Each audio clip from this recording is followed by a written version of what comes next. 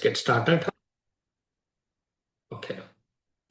So, welcome team, session 8 of the GenAI engineer training program.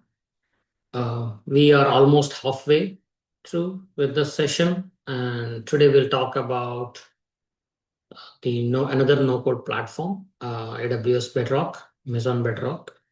It's similar to what we have looked at yesterday, Langflow, to build a RAG application, using a IED or UI based, where you can drag and drop the workflows and connect the nodes and build a RAG. So you will see today that it will be like a little less aesthetic than what we looked at yesterday. But that's how every platform is different and things are different. So we're going to explore much. You can explore as much as you want once you know the basic concept of what it offers, right? The platform. I'm doing you will be doing Bedrock today, but it will be similar. The other ones will be similar, like Google Vertex AI or Azure AI Foundry or any other platforms will have a similar platform. Basically, even if you go to Databricks, it's similar. I think ChatGPT has also dropped something to build agents. So I need to look at it, but basically all platforms would be similar, right? So once you know the concepts of what are the actual components and how do we connect them, it's just a matter of how each platform implements them. Okay, and I will walk through some of the slides. I will not go through in detail, but that slides will just help you when you are doing hands-on on the Bedrock through the steps. Of course, you will have recording, but the some of the steps, the configuration that you need, I have already done to set up.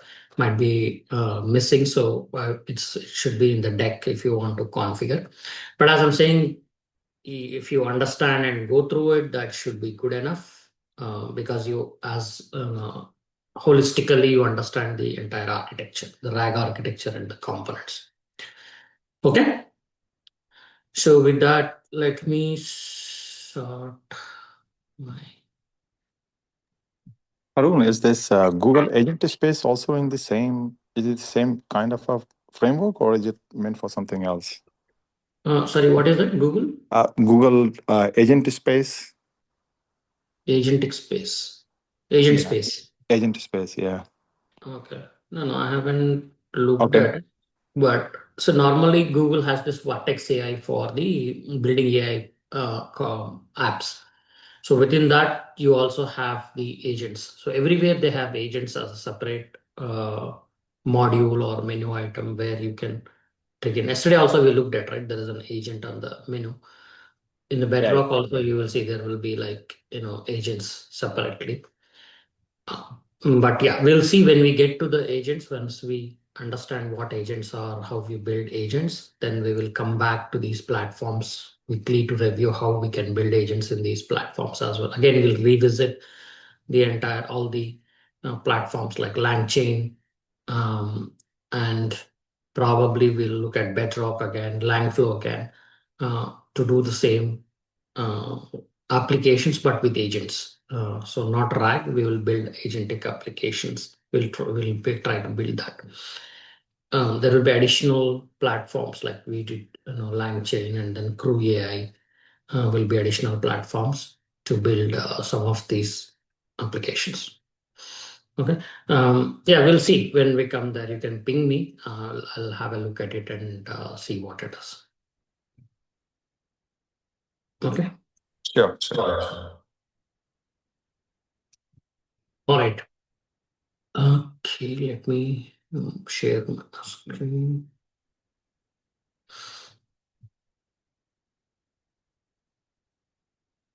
You're able to see my screen?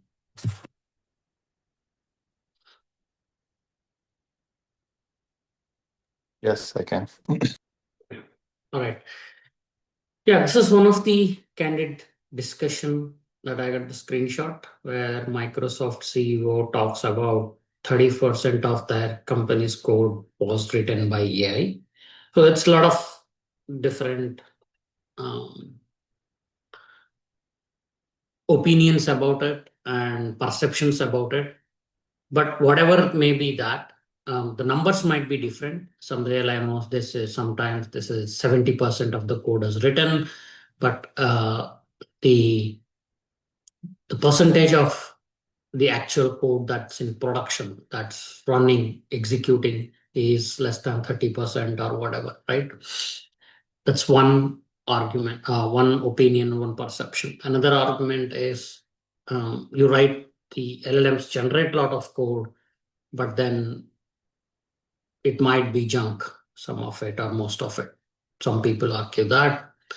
They have some persons to, again, it says it's more effort to look at it and clean it up, um, right? But interestingly, some of the developers or what the industry is looking at, people who can complete a task using AI, generate the code, but they don't, when asked to explain, they are not able to explain what the code does. Okay? You generate something, you run something, it runs, it gives error, you give it back to AI, it says, okay, I understand, this is the issue, you change this, you run it, it runs, um, and then you are done. Or you're not getting the right input, they say, hey, this is not the right output, hey, this is not the output, probably, I'm looking at not the customer details, I'm looking at the order details. Then the LLM goes back, refines it, reviews it, and gives it to you. Okay. But when you're asked to check and understand what the code is doing, most of these people were not able to explain the code written by AI.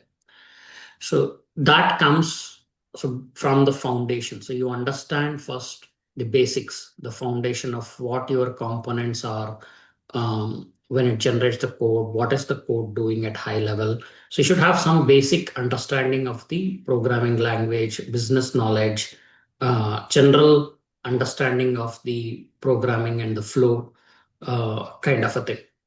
So whatever it is, it's, I mean, whatever may be the opinions, arguments, but it's not debatable that AI will definitely help improve the productivity. That's not debatable. It is given. So how much of AI are you using? So I use like almost 40-50% in my work to whenever I'm writing any code. But just not writing code, but I have to be very good at explaining what I need from the AI, basically. Um, so a lot of the code, that is generated. So let's say if I want to write a stored procedure, okay, or a Python script for ETL transformation, it might easily take a couple of days, okay, for a simple Python program to understand the components, understand the transformations and all of that. Now, if I do the same thing with AI, so AI will take about multiple iterations, maybe about it takes 1 minute to generate, but multiple iterations and blah blah. So it might take half an hour, right? 30 minutes.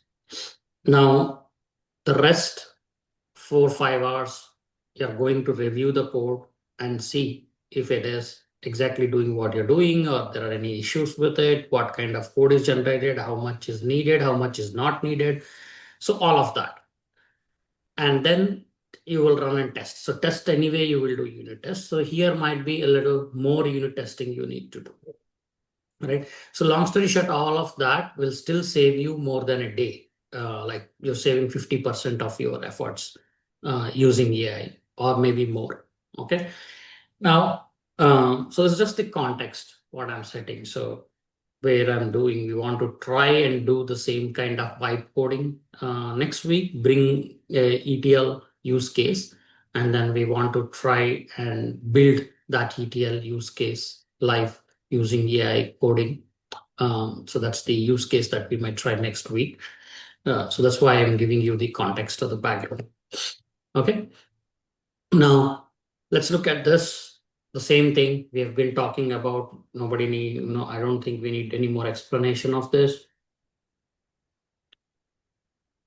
So yesterday we looked at how we are doing with line flow. What is line flow? So I know I'll just run through these slides quickly. I'm not going to go deeper because we're going to go into the Bedrock and look at it.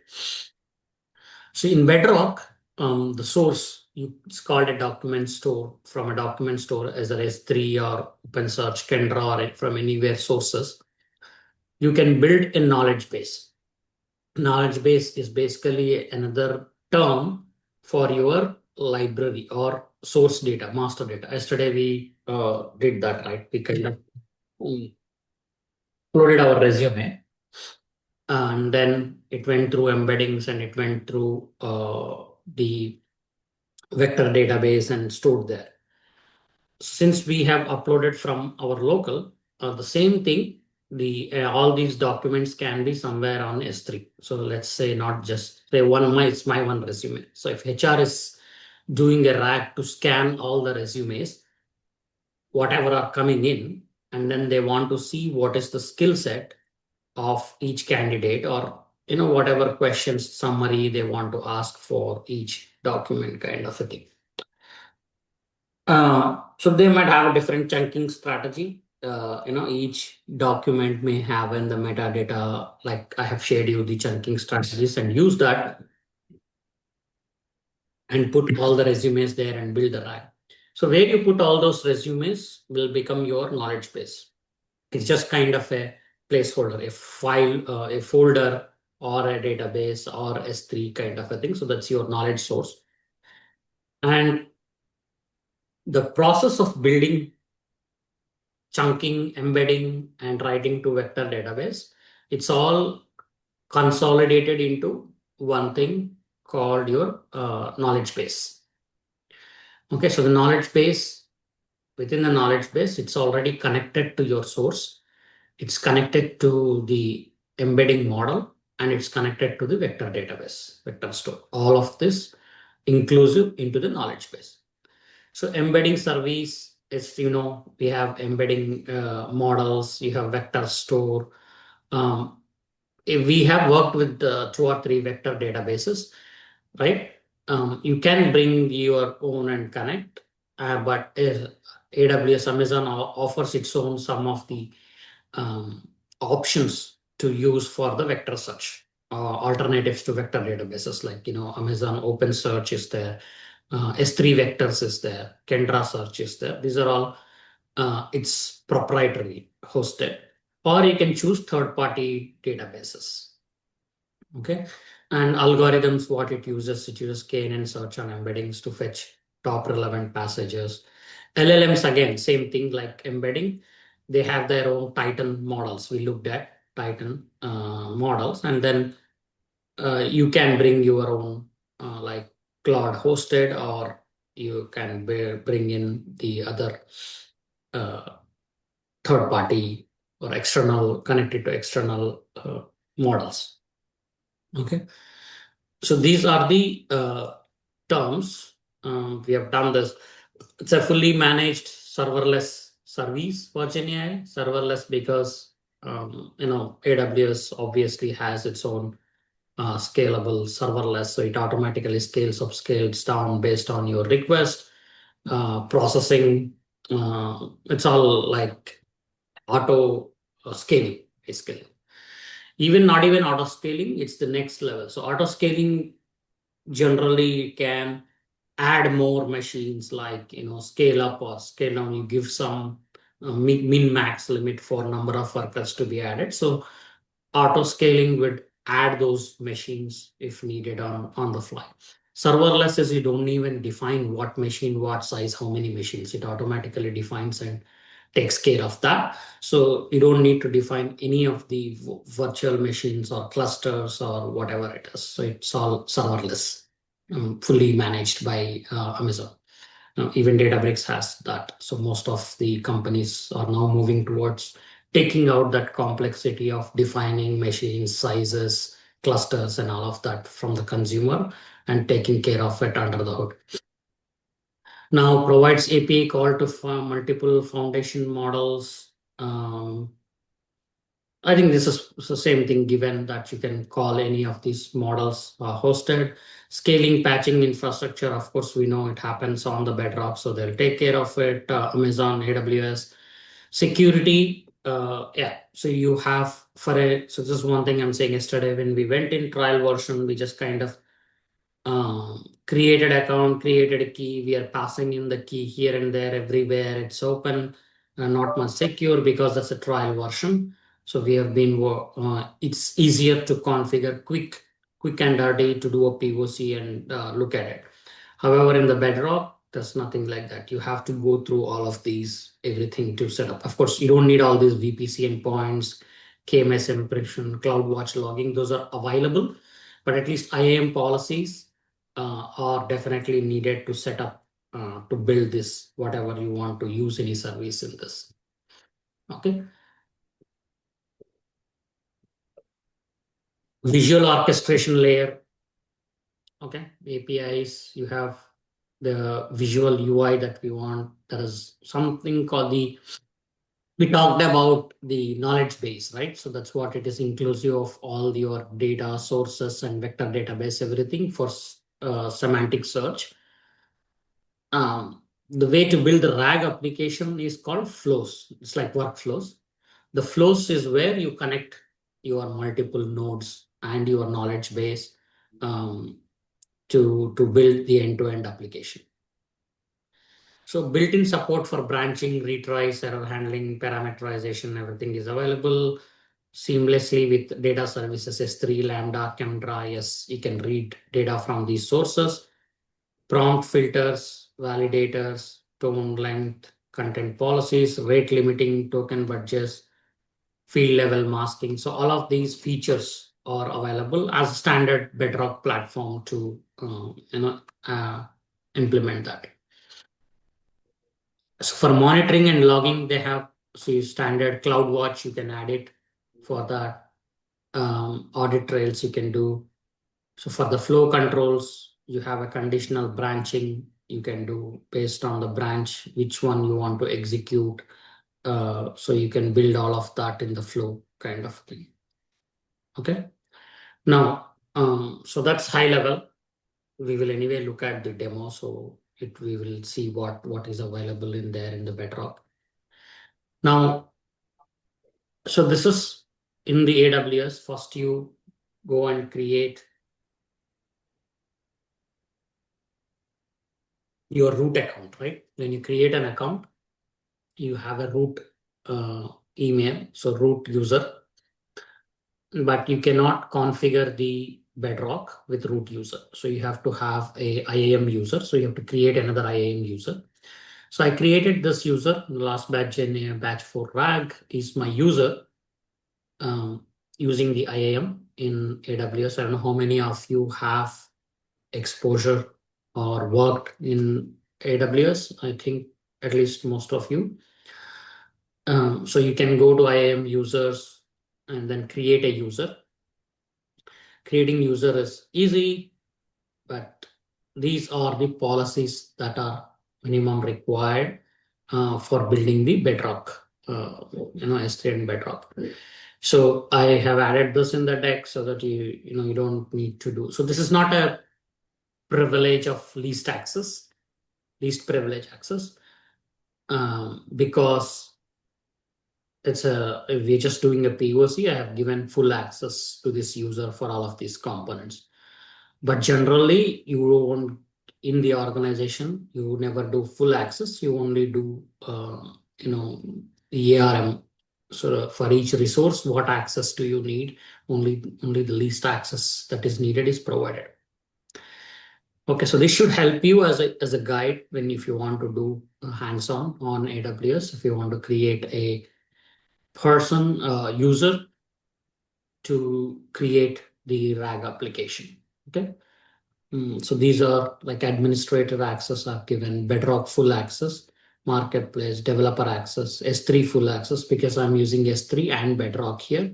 Studio Bedrock knowledge base to create and use it in the RAG. So these are some of them may not be needed, but still I have left it there. Okay.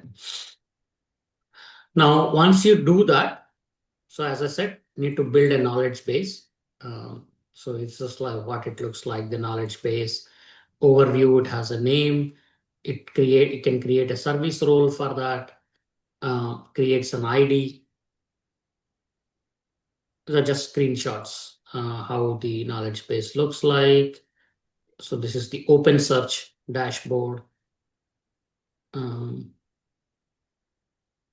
so this is what the knowledge base looks like here. Once you create a knowledge base, you see the source link here, where your source is coming into the knowledge base. So I'm giving a bucket in the S3. So this data source is linking to this, and we need to sync that to start generating. And then you can also add documents here also from S3 and all of that. You can test the knowledge base with any model that will become your complete RAG itself here. But however, if you go to flows, it looks like that, and then you can add your knowledge base and your input output, and you have the menu items to build a complete RAG, and what is the name, generated responses. You select the model to build the complete RAG. So I just wanted to scroll through the slides so that when we share this, you have this handy for you when you're doing a hands-on on the Bedrock. Okay, so let's jump into the Bedrock.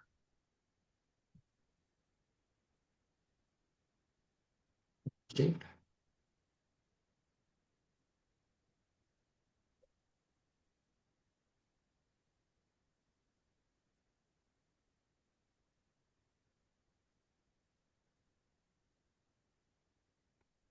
Okay, so as you've seen, we have this Amazon Bedrock here. You go to AWS and then type Bedrock.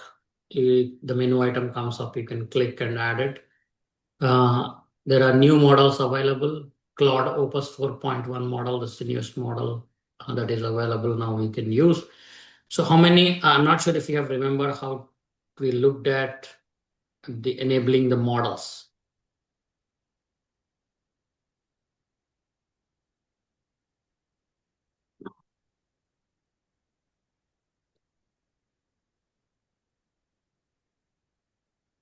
So you have a available models here that you can go and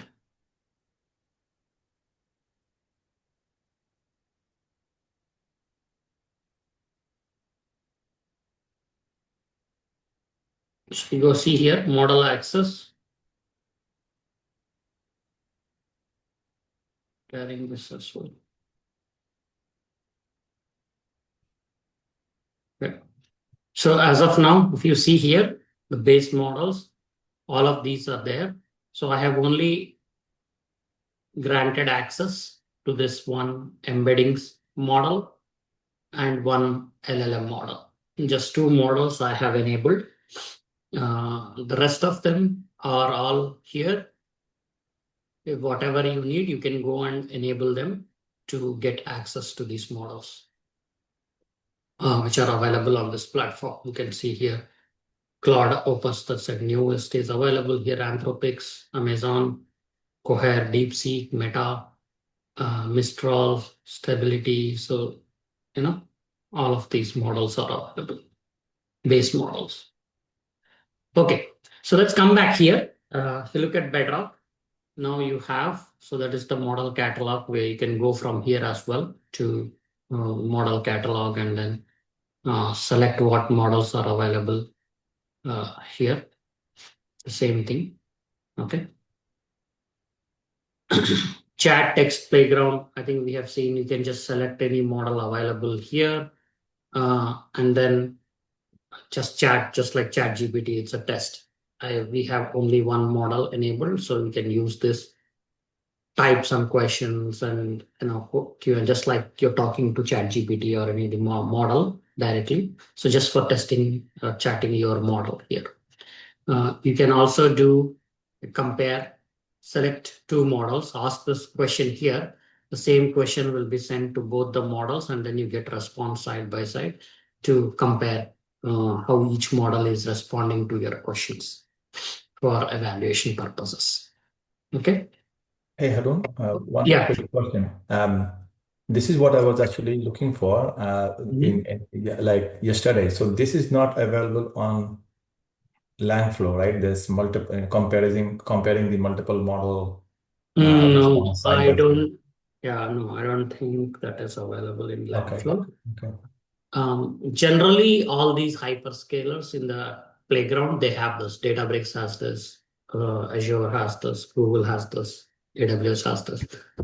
I think, yeah. I mean, it's not a big deal. Yeah, that's fine. You can build your own basically. Yes, of course, of course.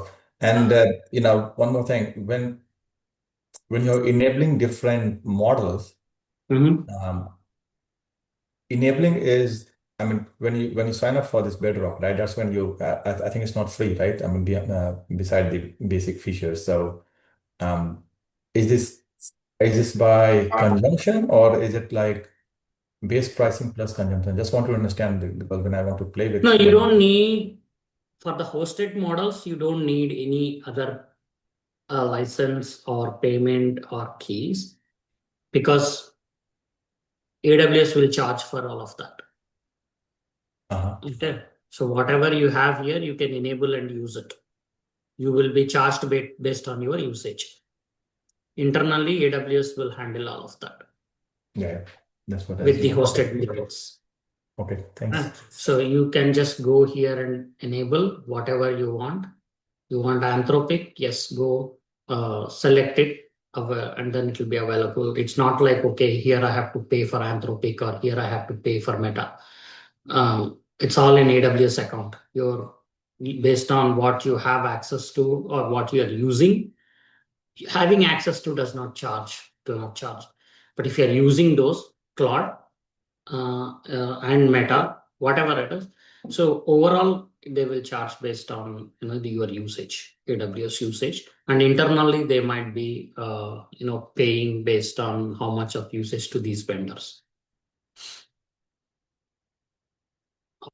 They might have some other standard licensing with them, because most of the processing anyways AWS handles, right? It's just the model that they get. Got it. Thank you. Correct. Okay. All right. So that's an interesting idea. So maybe we can talk about it offline. Where is the practice? Where do you practice all of these things in one place? Is an interesting idea. Okay, connecting to all different models, platforms, and building your own use cases at one place. Okay.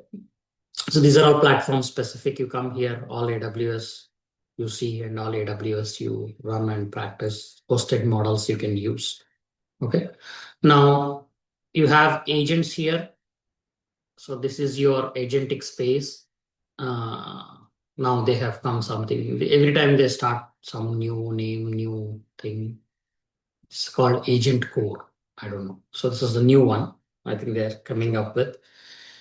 Databricks has Agent Bricks, new platform. So everybody is starting something agentic because the world is all going to be agentic next.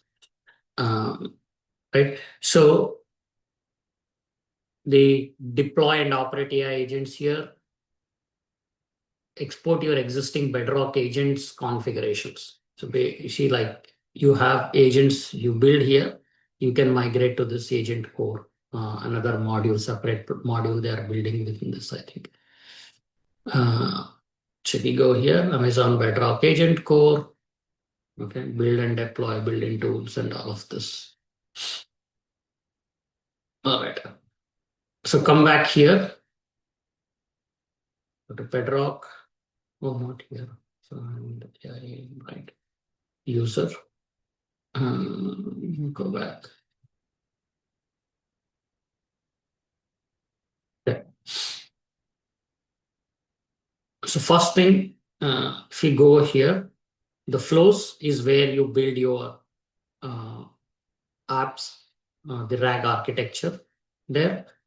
Within that, first we are doing the knowledge bases. That is where you build your knowledge, take source data, build vector database, like embeddings, all of that, and get ready. It's like a complete semantic search within this knowledge base. It's all included in this, kind of a package. Then you have guardrails. We'll talk about what guardrails are towards the end of the training, how you can create guardrails and add to your pipelines, to give some security and protection to your LLM, basically input and output. Prompt management, we know we want to store some prompts, store the templates, we can store them and reuse them. So that's all, as I said, right? It is very light here. Probably why they want to do another agentic thing. It's our basic things here that you have built. So if we go to knowledge bases, how it works. So they have S3 vectors as a vector store. So remember this. This is a new option for vector store, like vector database. It's currently in preview. There are other options, but this is a new one that's cheaper, easier, but it's still in preview. How it works, you create a knowledge base with vector store or structured data store. Specify the location of the data, select an embedding model, and configure a vector store. So basically, if you come here and go to our standard RAG architecture, so you see these steps. Specify location of data. So this is your location of data. Select embedding model, and configure a vector store. So all of this on the left side completely together becomes your knowledge base. Okay. And then you can test and use the knowledge base. So I have a knowledge base here. But let's say how you go and create a knowledge base. Okay. I'm using knowledge base with vector store. So you get to this page where you have these 4 steps where you want to create a knowledge base. So what is the knowledge base name? You can put any name. You can say 4 or 5 PV. Optional. So most of it leave optional, create and use a new service role. That's fine. And then what is your source data type, where you are picking up from? So I'm using Amazon S3 here as my data type, data source type. So it can go, and so you can add up to 5 buckets as data sources. So you can have up to 5 buckets that you can use in the same knowledge base. You can do web crawler, you can do a file, create a data source directly in Bedrock, custom data source. You can create folder and put it here, the custom data source directly in the Bedrock. Confluence, this is what we were doing earlier, right? With Landflow or with the Google Colab, we were directly uploading our file custom. Here, we are going one step further and integrating using it from the S3. So now where does the data come to S3? It can be manual, somebody uploading, or some other systems are writing files there, whatever it could be. So it's a standard industry practice. Most of your data is in S3, available in S3. System data. Confluence, Salesforce, SharePoint, all of these are still in preview, right? To use it as a source. Now just go and do next. So knowledge base details. Data source name, you can leave that. Data source location is this AWS account. And S3 URI, here it gives option to browse where is your S3 location bucket. So if you click, it will show what are all the buckets that you have access to. So I have 2 buckets. You can just select one bucket. So if you see, go back here, there is my resume document here in this S3 bucket I have uploaded. So just use this S3 folder and choose. How many of you are not aware what an S3 is or S3 bucket is? I've not heard about Amazon S3 or bucket or files. Harun, I'm not aware. I know about it, but I don't know the details. I never worked with AWS, so Mm-hmm. but it's okay if it's not Yeah, so. no. So I'm just checking. So basically, S3 is just like at a very if you take out all the IAM policies, security, access, and all of you take all of that out, at a bare minimum, it's just like your folder structure. That's it. A bucket is like your folder or directory. But however, inside the bucket, you can also create folders. You might think of it like a subfolder. So initially there was just a bucket and you put files in the bucket. But later they have come up with adding a feature to create a folder under the bucket. So bucket now can have multiple folders and within the folders you can have files. So just basic thing. Okay. So bucket is also is like a just a name for a folder you can think of. Okay. You can It can just go. contain structured and unstructured data, right? Or is it meant only for the unstructured data? It's mostly for unstructured data. Okay. You can have CSV files, JSON files, Parquet files, mostly files. Okay. However, you can also, so once you have that, you can directly query the data from S3 itself without creating tables or without doing. There are several tools where you can just point to that bucket and write your queries. So it will internally automatically read the file, structure it, and answer your queries, kind of a thing. So there are a lot of features that are available. But if you go and just go to S3, you just say S3. So it's just like, this folder structures. So you can just go create bucket. It just says, just the bucket name and ACLs, disable public access. Do you want versioning for that folder bucket? Encryption, bucket key, that's it. And then you can create a bucket. And once you create the bucket, you can go and upload your data, or you can write from the file, or you can upload your files here. That's how I went in. Go here, add files, and then from your local, you can just upload the files here. You can add a folder also to this bucket. Okay, so that's the basic. So you can create as many buckets here. But once you have access, you will be able to see those buckets when you browse from here. So you have GenAI V4 and test bucket V4. So these are the buckets I have created here. Okay. So if I just go ahead and create another bucket, bucket name for 5. Okay. And then I leave everything. I'll just remove this. I don't want to block public access for now, just because it is POC. Otherwise, it is always enabled. Bucket versioning I have removed. Encryption, bucket key enable, just create bucket. Okay, acknowledge, create bucket. What? Bucket name is already taken. Who created with cohort 5 bucket? Okay. One issue with this is you think it is bucket name is unique within your account or within your S3, but it's universal. I don't know why it is. Bucket name is unique and you don't know who's used, just like your DNS names or website names. If you want to register, I don't know who has registered it. So I will just put till 12, add it with a date and see.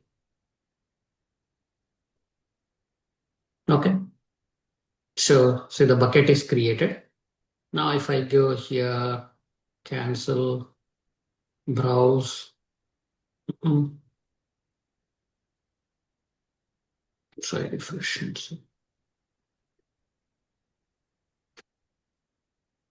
Coming up, 1 second.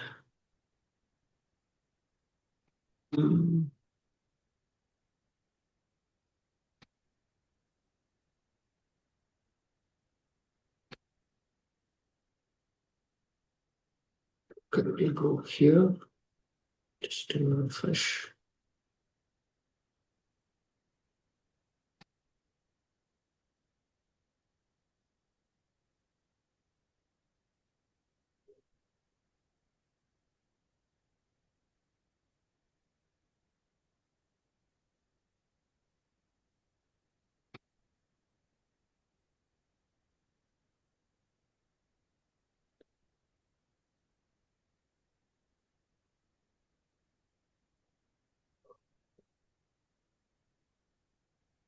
See? Okay. Now we can see the new bucket that we have created here. Okay. I'll just use this one, choose, and then you have parsing strategy. So now we are coming into our RAG architecture. So we have chunking, parsing, everything going on. So all of those will come as options here as you go through configuring. So you can use Amazon Bedrock default parser. You leave it to Amazon to parse whatever you have files, process text from your data. This parser doesn't incur charges. Okay, it's free. Or you can use foundation models as parsers, visually documents, images if you want to parse, right? You can use default parser prompt customizes, then it's going to charge. You have a pricing here, so that's an option. Now comes chunking strategy. So you see here, we've come to this chunking part here. So this is source, this is parsing, and this is chunking. Okay, step by step. Exactly, they are also everybody has to replicate the same thing, right? So chunking, it says default chunking, it automatically splits to 300 tokens in size.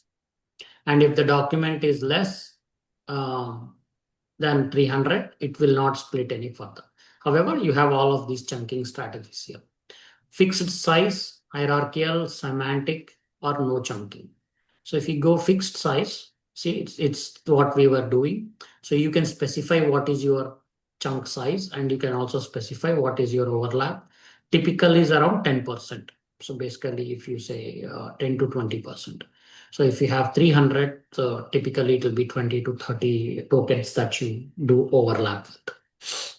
And it also has a maximum 8,192 tokens per chunk it can handle while generating the embedding. So that's the recommended one here. See, Amazon Titan text embeddings. That's what we are going to use is 8,192. That's why it is 8,192, the maximum tokens in a chunk that it can handle for generating the embeddings. Cohere model, if you use, it's 5,000. Okay. So we'll leave it at 320 and then go next. Now comes the embedding model. So you can go and select your embedding model. Titan text embeddings V2. There's only one. Why there is only one? Because you have Sorry? enabled only one, right? I can't hear you. I said like because you enabled only one at the very beginning, isn't it?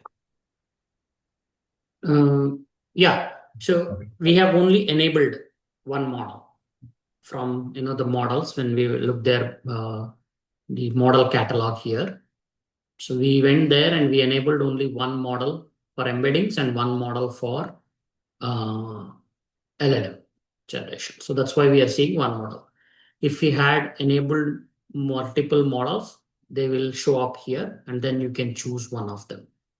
So since I have only one, I will use that as embedding model. Now we create new vector store. Okay. So I'm creating a new vector store to store these embeddings. Okay. Now, what are the options in the vector store? Select a vector store, right? So here we have seen, like in the deck also, I've seen Amazon Open Search is there, and then S3 vectors is new, or you can use PostgreSQL on Amazon Aurora PostgreSQL. So normally I said like Postgres has something called PG vector, which enables to do a vector search on the Postgres. So it has both RDBMS and vector search kind of a thing. And on Amazon, that Postgres is called Aurora PostgreSQL. So you can use that S3 vectors or OpenSearch. OpenSearch is a little complex and needs more processing power and hence more expensive. S3 vectors are still preview, so it costs less. So this costs a lot. You can select any of those. So do S3 preview. That's it, done. Okay. So you can see all your left hand, all of this part completely configured in the knowledge base.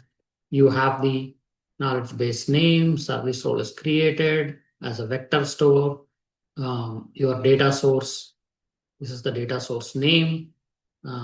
You will have, this is the buckets, fixed size chunking.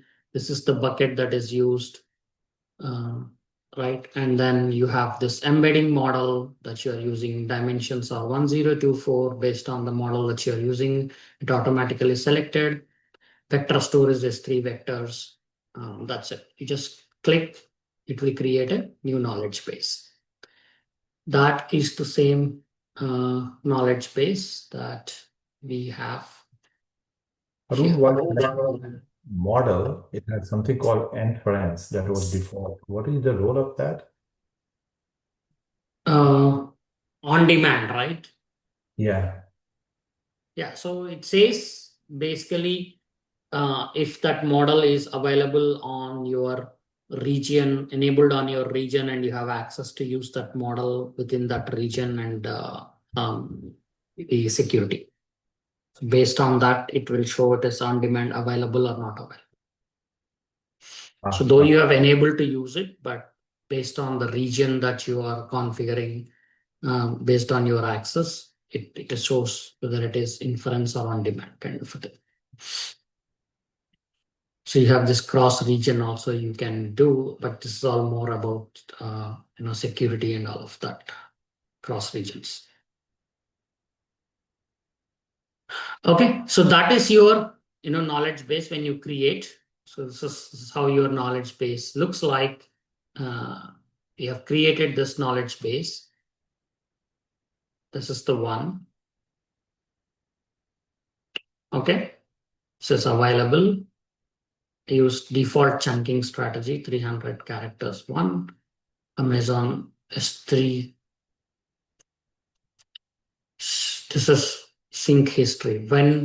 After you create the knowledge base, you have to sync your knowledge source so that it pulls when you're creating the knowledge base, it's just like it's a definition created. When you do the sync, that's when it will read those files from S3 and generates the embeddings and stores, creates the index. So then it says it is indexed. Okay, so there is one process called sync that you need to run after you build the knowledge base. So I think I have put see here. Once you build that, there will be something called sync. When you sync this, then it will add these documents from this S3 and then create the index.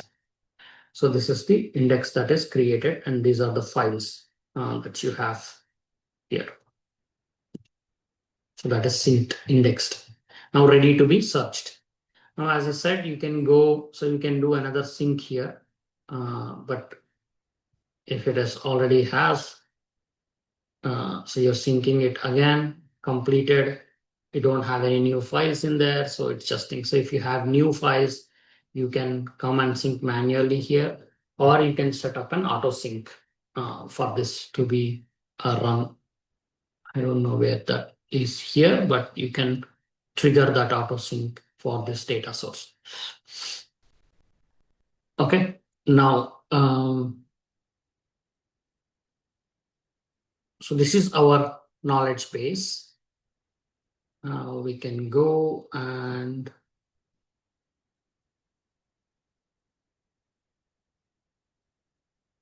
test the knowledge base. So here, retrieval only data sources, retrieval and response generation. Okay, this is just a small difference to handle the RAG architecture here.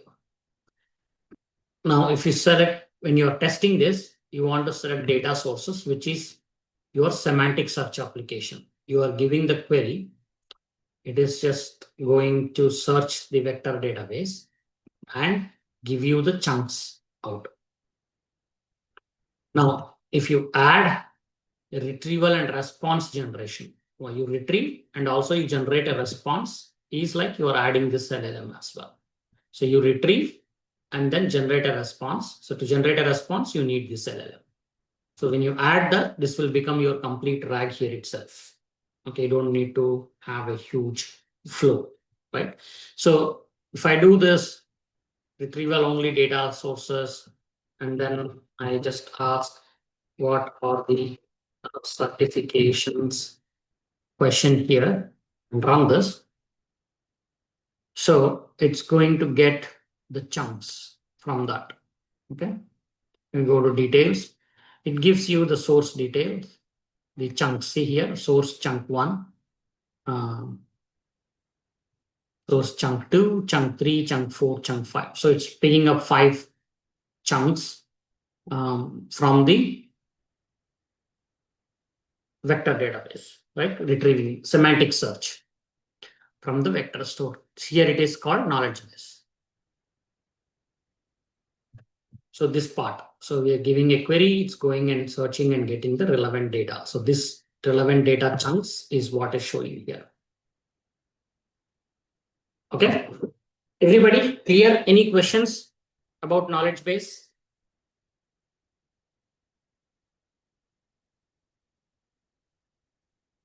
So this is your semantic search working on your knowledge base.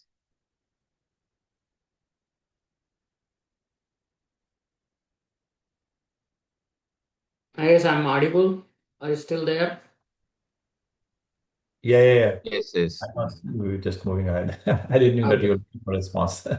Okay. Are you guys good? Any questions on this? Yeah, one more question. Yeah, one question is querying. For querying, we didn't choose the embedding model, right? The right-hand side part. By default, whatever we are setting in that left hand, is it considering as a embedding? Yes. Yeah, that's a good question. Good observation. Yes. So we don't need to select embedding model here because it's whatever is in the knowledge base. We are testing the knowledge base. So it's going to use the same embedding model here in the within the knowledge base to test it. Obviously, there is no option. You cannot choose any other model because it will not work right to search. So since it's a platform, it's automatically taking in default. You don't need to take care of that extra step here. So this is automatically taking care of by the knowledge base. So yeah, that's a good question. So in the line flow and in the collab notebooks that we were building, we were passing the question through the model because it's flexible, right? So we are passing through the model and then we were generating embeddings to generate the to get the results. But if you remember some of the vector databases, if you don't provide the provide your model, it was using default, right? We have looked at that. They're using default embedding model. So same thing here, it uses whatever you selected at the configuration when you create the knowledge base. That's the one that it's going to use.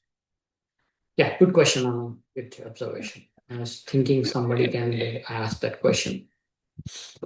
Yeah. One more question, Harun, regarding S3 vector store. Can we try, access that one? How our data is getting stored here, or? Yeah, this is the S3 vector store only we have used. Right. So it's just creates an index on the S3 vector. So if you look at this knowledge base, the data source, you see here, vector store is Amazon S3 vectors. And this is the index it has created, vector index.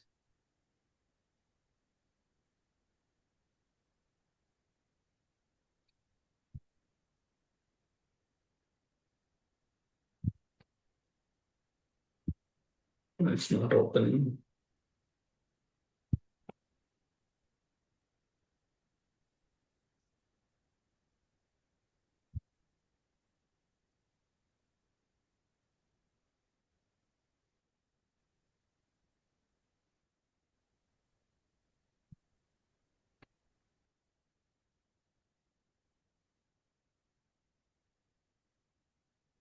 I'm not sure, but yeah. So this is the vector index that it has created with the Amazon S3 vectors. What is your question, Aman? What do you want to see? You want to see? Okay. See, in case of if you are maintaining many in vector as a S3 vector as a service, is it available separately? Just would like to check. Is it easily accessible? Like you are searching Amazon Bedrock, similar to S3 vector or S3 vector base also we could able to access Yeah, separately. here you're talking about. Yep. Yeah.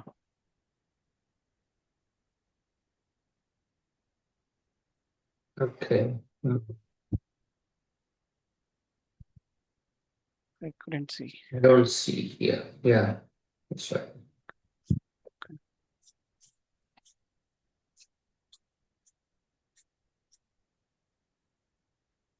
Yeah, because it's still in preview. Once it is released, it may be available. I'm not sure, but right now it's not there. Okay.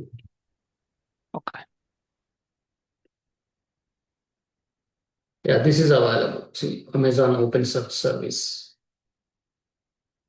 OpenSearch using managed cluster or serverless. So this is one of the option, right? It was available. So this is available as a service. Since S3 vector, I think it's still in preview. It's not available as a service yet. Okay. But again, that's what I think. I'm not sure. Okay.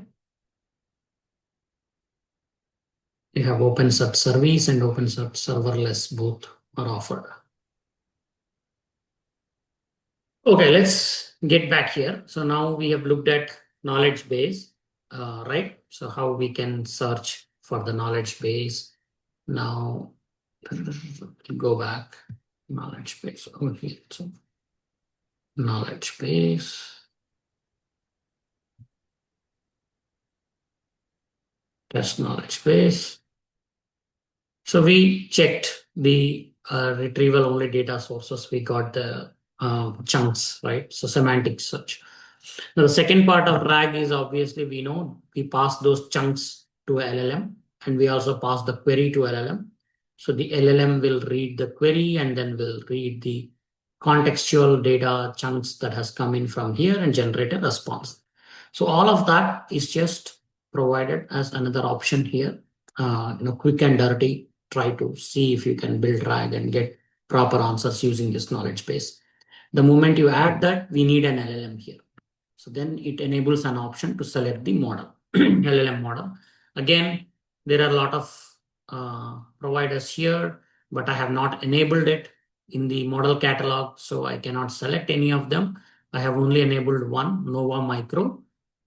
So see here, it says inference profiles. In the cross region, it is available, so you can use that. Use this model. That's it. Your complete RAG is ready to search, to run and see. So here you can add filters, you can add guardrails, query modification. There are a lot of what you call the tuning buttons available. You can use this and see how it will behave when you test this using these configurations. So now I have just enabled with a model, this knowledge base, added with a model to answer the question, same question, and then we'll see how it behaves.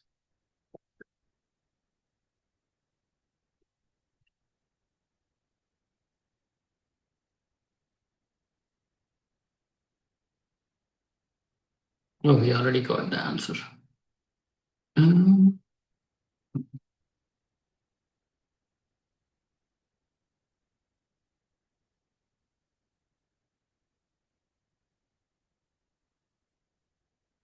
Able to expand this, but anyways, yeah. You can see here, you got a readable answer here. You don't get the chunks here. So Databricks certifications, it has again categorized into different categories based on the certification Databricks certifications, Snowflake certifications, data governance separately, but you got all the answer right here. So that's your complete RAG. Here you can test on the fly whether your RAG will work with this knowledge base or what kind of answers you are getting here. So that's about the test part. Okay. Now, how do I take this knowledge base and build a RAG application out of it? So we go here and then we go to flows. Okay. So how does the flow work? Prompts, agents, knowledge base, guardrails, everything here. So you create a flow by adding, connecting, and configuring nodes in the canvas, or you can use flow templates. I don't know, this flow templates is all GitHub code, so it's not same. It's not simple as what we looked at yesterday, line flow. They had a very beautiful, just 3 templates. Click on it, you get the complete flow. It's not like that here. If you click flows, it takes you to GitHub projects where and there is a process to build and import those files and JSONs and all of that. It's not simple as line flow, right? So just stick to what we have here for now. Then when you build it, validate the performance of your flow using the test window, use the flow, okay? So you can just go create a flow, give a name,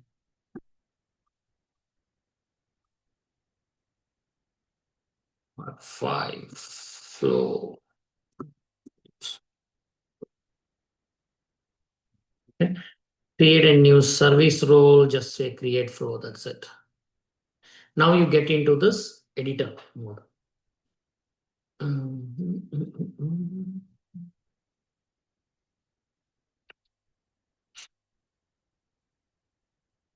Okay.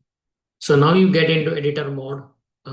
As I said, this is not very intuitive like we looked at line flow yesterday. Very few options here.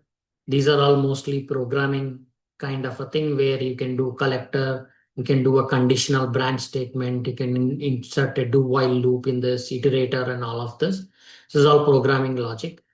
Orchestration, you have agents here to build agents, but I think we looked at there is a new agent thing that is coming up. Prompts is here. Lambda functions you can use from AWS to run some code as a node. Okay, within part of your workflow node or RAG node, you can have a Lambda function which can go and run on a server and get some data or do some processing logic or do some lookup to validate, let's say, a website or email or postal address. If you want to validate such kind of functions, you can write and then embed into this flow. So we have a knowledge base here, retrieval and storage. So what we are going to do here is you have input, output. I'll just remove this. Okay. If you remember the chat flow window, you have a chat input and chat output. Okay. Same thing, flow input and flow output. I don't need to configure anything here. I'll go to nodes. And what do I put in here? What have we created? Knowledge base. Exactly. So we take our knowledge base and drop it here. Okay. Now I go connect. Connect this here and connect output here. So your chat input goes into the knowledge base, the output comes out here. Now, if I go to knowledge base here, now it can just throw the knowledge base in itself, will just throw you the chunks, right? Semantic search chunks. Now go here and see this is my knowledge base. Return retrieved results is basically your chunks. Now what we are going to do, the same option, generate responses, and then add a model to it. The same thing we did when we did the testing. So that's it. And then there are additional configurations. If you want, you can create a guardrail and add it. That we will check later. You can add some variables on top of this, but basic, this is it. Okay, you just click on save, and you can create executions like multiple instances, or you can save it.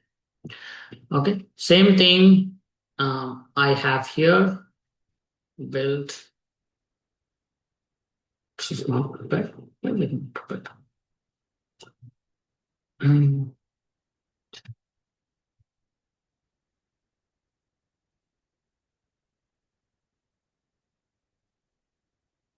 So one word of caution, guys, if you have done practice, don't leave it. You will incur charges on a daily basis if you leave it without deleting after you have done the practice. Okay, please make sure you do that, otherwise you will be surprised. So this is one execution that was done. Then I can go to edit in Flow Builder. So here, configure, I have done same thing, Nova Micro, same knowledge base. Okay. This is in the flow when you are creating. Once you have created, you can go and open panel and just test it here directly.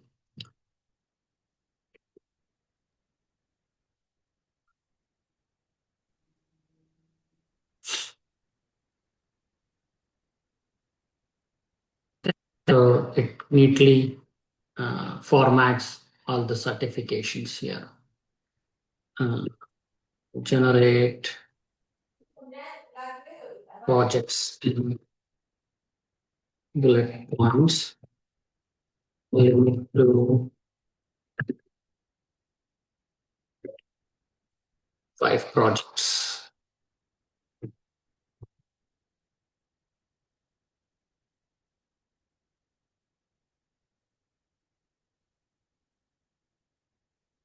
Okay, so it has given just the 5 projects here. And we have data quality and governance automation, 1 project, business entity transformation, 1 project, Databricks pipelines, data life development, 1 project, Kafka streaming, Databricks, 1 project, strategic data transformation, Azure Databricks, ACS, Snowflake, and all of this. Okay. Then let's say we rank projects with AI as priority and list top 12 projects.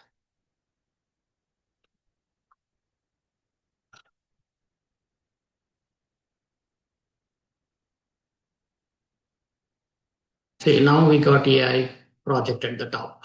AI powered match merge solutions, RAG application for healthcare, right? So it kind of AI projects we prioritize at the top. Though we have other projects also has AI part of it, but these are pure AI projects at the top. So that's the RAG architecture, because it is exactly answering from whatever document I have provided. So it understands the context. I never told it, hey, answer it from my resume or look at this resume only and then answer and all of that, because it's a RAG application. It understands it has to provide answers from the context it has been given. All right.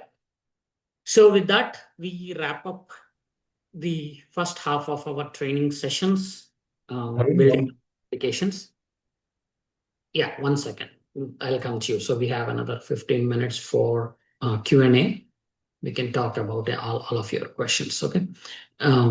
So that's about, we covered in a nutshell about GenAI, about prompt engineering, about LLMs, what are LLMs, what is vendor, what is a chatbot, what are hosted models, what are different types of models, text models, image models, audio, video models, what is embeddings, what is semantic search, how do you use embeddings with vector database, what are different vector databases, how to build a semantic search versus standard search applications.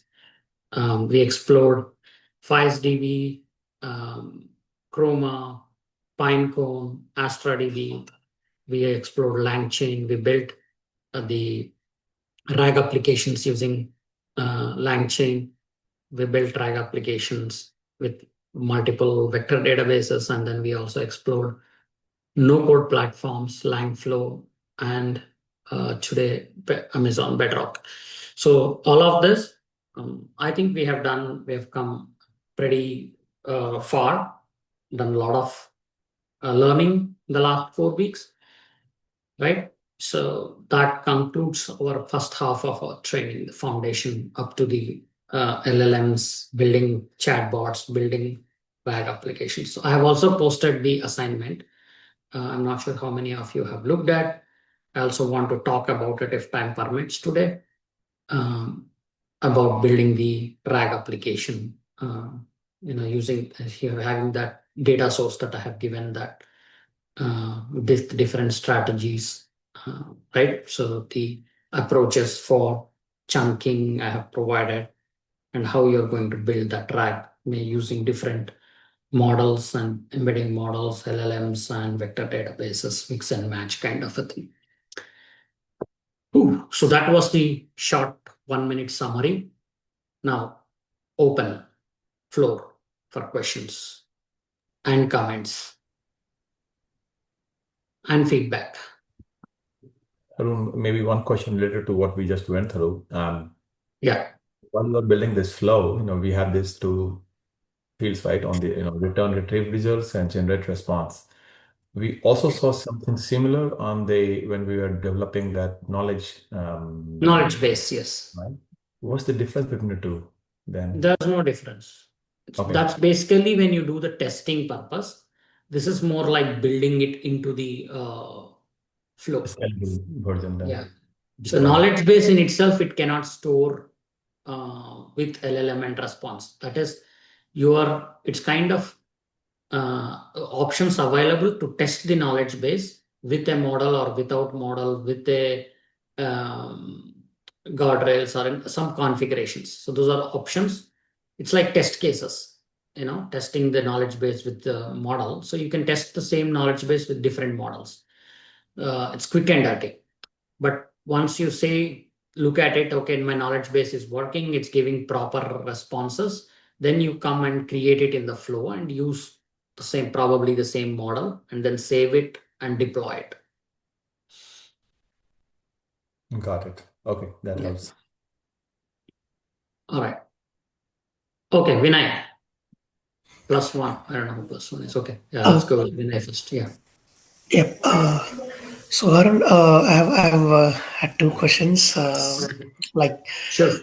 So in the please can please go to the AWS Bedrock, the one that we have developed. So here we have asked questions related to the source code, the source actually, which is the resume that we have added in the S3 bucket. So like instead of certifications, instead of any other instead of information that we have already in the resume, if we ask a question like who are you, or what are you, something like that. So You can try it. What is the question there? Build it and try it and see what it does. Type any Okay. question. It may answer, it may not answer, it may not give junk. There's nothing is stopping you from. It gave me. The model cannot find sufficient information to answer the question about who you are. The provided search results contain information about an individual named this. Okay, like I assume that it will take the question and give the information of the LLM, like this is. No LLM is going to give you that. Even if you go to ChatGPT and ask, right, it doesn't tell you about the model and all of that. If you say, who are you? It will say, I am a large language model. Okay. Okay, so in the backend, if it is whether it is using Claude, Just go and say, yeah, same thing, right? So you can. So again, it's not a model, it's an application chatbot here. So they have, see here, I am Claude, an AI assistant made by Anthropic. So this is coming from the training and the model from here. But in the RAG, we are connecting through an API, not through chatbot. So it does not have context of what to answer. Okay. Okay, you have to give the context. So can you talk about yourself as a LLM model and give details of who you are?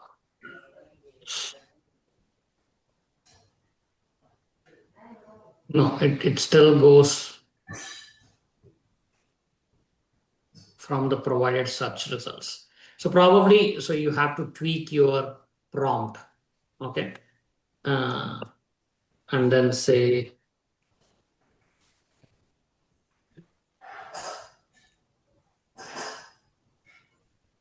use your own approach to answer this and context provided. So you can try conversing how it behaves, right? So you don't have to this.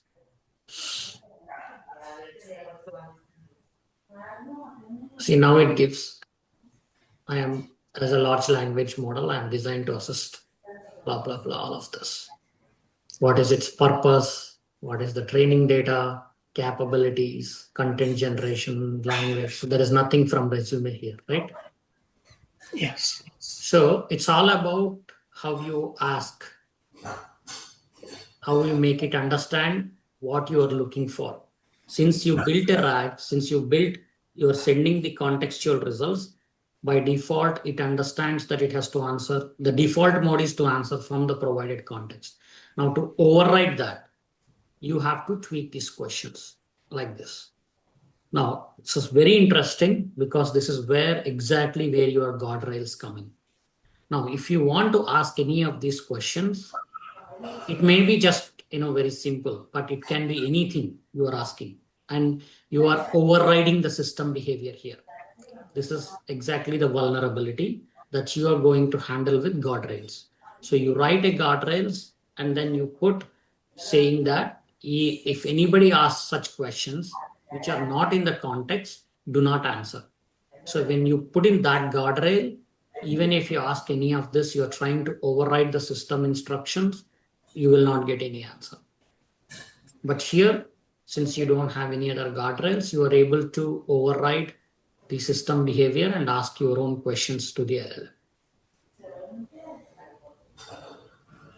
Okay? Yeah, got it. Yeah. All right. Somebody else has a question. Okay. You have any other question, Vinay? One more question. So here we have written retrieved results, which gives us chunks, right? Mhm. And since there is only one embedding model enabled, it is taking a default and it is taking that as default and giving us that result, right? So let's say if we have enabled multiple models, so do we need to select the specific model, or else still it will go to a default model? No, even if you select multiple models, enable multiple models, you can only select one when you are building your knowledge base. Yeah. So if we do No, not once select, no, you cannot. You have to select something, otherwise it will not, right? You have to, if you have 5 enabled, you want to select one of the 5, what you want to use as the embedding model for that knowledge base. okay, yeah. And that's once you select that model, that will be used as default when you ask any questions. Okay. Who else has questions other than, okay, Anand, I have, well, I'll come back to you. Neeraj, do you have any other question? Yeah, I have two questions. Okay. One is about, but this goes like sessions that it was fifth sessions, I believe. So can I ask question related to that, or do you want to Yeah, focus sure. Go ahead. Yeah. Okay. So I have this parameter over there, right? It's called temperature, right? I think at the embedding model, at the when you're Yeah, doing this LLM. Yeah. LLM selection, right?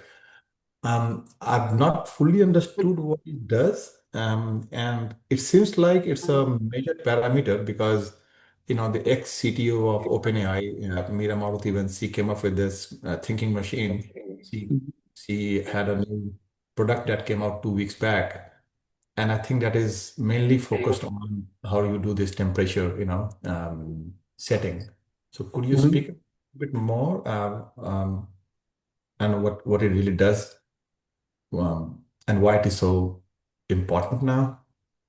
So yeah, the internal working of how it is implemented, we're not sure about that. But at the high level, temperature will only, from the usage perspective, how focused you want your results to be. Since large language model is trained on billions of parameters and vast amounts of data, temperature will tell you how close you need your search results to be, okay, or how varied your search results to be.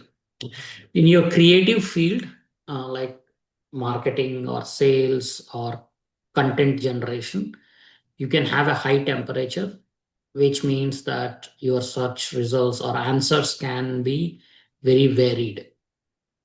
Okay, so I cannot explain how varied Okay. it Yeah, I got actually it. means, but uh, it can be very broad, okay, from the source. Like, so if you say weather, for example, if you have a low temperature, you can focus on the weather of local or your current location or what you're talking about in the context, something like that, right? If you have a wide temperature, weather can, you can get results of talk about global warming or the weather cycles or across the world, something like that. And what are the foods that you eat in different weather, right? So it's a varied results. Food is not related to the weather you're asking about. Global warming in some way is related to the weather, but how broad you want your answers to be is defined by the temperature. Okay. Okay. Okay, I got it. So, Yeah.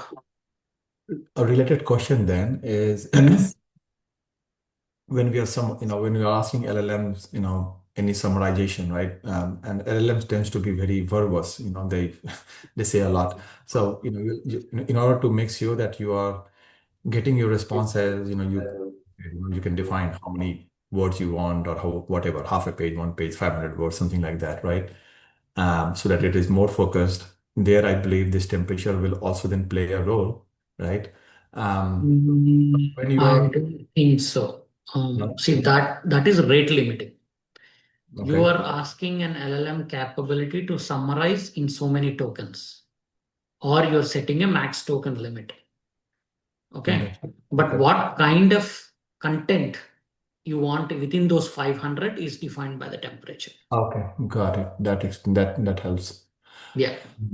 So in general, I think it is good. I just want to Yeah. understand from Vive coding platforms or any, if you're using it for your coding jobs, right? Mhm. Do they have any guidance or how do you limit there? You cannot limit there that, hey, give me this code in 500 words, right? Or what is the practice? I'm not a You developer. can, you can. So I will give you an example, right? So Okay. in the vibe coding, um, I have asked for a stored procedure to copy data from one table to other table. Okay. Mhm. Now it can generate just say about 10 lines, 20 lines to define the task, of reading from, select from this table and write it. Instead, what it does, it gives me a 6-page document code. What it has is it gives 3 or 4 options to copy the code. It says full replace, full load. It talks about incremental load. It talks about drop and create tables when you are copying. It talks about alter in place. It talks about the error handling. It talks about the test cases, unit test cases. It gives you code how to verify the number of records that are processed. It gives you some code to compare some of the aggregations. So you can think of 100 things, right, in a general SDLC life cycle. So it starts generating the content. So now if you want to limit that, that's where you can give your input saying, hey, just stick to this task. Do not include any test cases, or do not include error handling, or do not include anything else, just this one. Then it's kind of limits its focus to only that task in the coding world. So I have done that. I have done, because I use AI in the coding, Claude basically. So I am doing that ETL use case. So when I do that, I get one question. It keeps writing for a minute and a half, the code. And it has all the functions for the initial load, for the incremental load, for how do you get increments, and how do you define the table structure, stored procedure, create or replace table, create if and drop if it does not exist. Then it creates how to add it to a stored procedure. So multiple things. Okay. So it depends on, you can define the scope, how much you want to ask, how much you want it to generate. And then from once you generate, you can take only some parts of it, what you need, some parts, like it gives 2 or 3 options. You might choose just one. Understood. Okay. Yeah. Okay. That helps. Thanks, sir. Right. Yeah. Yeah, Anand. One question. I think we are at time. It's good discussion. Go ahead. You're on mute, Anand. Yeah, quickly, let me put my question. No, sure. Go ahead. So yesterday we have seen that open source framework, low code, open Langflow, right? Yeah. So similarly in Amazon, we are seeing that flows. Yes. What would be the enterprise-wide, based on that, say you are saying enterprise-wide security mechanism I am having in AWS as a guardrails. In case if I am going for an open source framework, what is the equivalent things are available there, or we have to build from the scratch? Is it going to be the differentiator between this Bedrock and open source? Yeah, absolutely. It's going to be a differentiator. It depends on the use case. If you are on the domain, how secured you want, you go for your platforms. But if you're flexible enough that you are not handling any PI data, or you're not handling any financial data, you can go to other platforms. But having said that, I'm not endorsing that the other platforms does not have security. All the platforms definitely have their own security features. It's just that we are not seeing, because we're just doing the trial versions. If you go to enterprise versions, they also provide all of that identity management. They also provide integration with IAM, integration with Okta. In fact, you can integrate your Langflow into AWS, use IAM to authenticate, and then execute that Langflow. Or once you build that Langflow, you can port it into other platforms as well, and call that workflow from there. So all of this interchangeability is also available. But as a standalone, if you just want to do Langflow, definitely 100%, I can say there will be every security aspect taken care of. Because see, nobody will buy if you say, hey, there is no security, it's all open, right? Since it's a data stacks company, it's part of IBM. I don't think anybody takes security, not seriously, and everybody will take it seriously. So if you take a commercial license, enterprise basically, you will have all the security features enabled. Okay, got it. And finally, my last question is the playground you have shown, right? Is it? Can you shed some light on that? Or what is that? Is it a kind of a sandbox? Yeah, it's just sandbox, select a model, ask a question, get an answer. That's it. Just like ChatGPT, just like your Claude, whatever, Anthropic. It's just a canvas where all the models you have enabled, you can select there and ask questions to that model, to that LLM. That's it. You can compare side by side, ask same question, select 2 or 3 models, ask the question. The playground will connect to all 3, send that question to all 3 LLMs, get the answer, and just put it side by side for you to compare, to see how each model is answering the same question and which one you like best. You can choose that model. Okay, we cannot use it for any development. I mean, kind of build purpose. We cannot use it. Okay. No, it's just for testing purpose, just a playground to see. Okay, got it. Will you cover Q developer and all, Harun, in your Amazon Q? No, Amazon. So yes, there are n number of platforms, and each platform has their own tools and frameworks. So I focus most on the fundamentals. If you see, right, any platform you go, we always refer to this, correct? So this is what all the platforms are doing. The way they implement is different. In Langflow, you have a different nodes one by one you connect. In LangChain, you write one by one, and in Bedrock, you do knowledge base. So similarly, each platform has a different name, different implementation, but the underlying concepts and foundation is this. So I focus on the foundation, and then we see how this can be done in various platforms, code and no code. So that will give a strong foundation that no matter tomorrow from AWS you go to Azure, it should be very easy for you to link, relate what components do what, and how you quickly add up those things. Okay. So that is the main focus. Agreeing with you. Thank you. All right. All right, guys. Thank you so much. Appreciate it. So I think we are at time. Wanted to talk about the assignment, but yeah, we have shared the assignment. Go through it. The documents in there. Basically, the use case is there. I have given the strategy for chunking, some kind of reference code available for the chunking and all of the templates.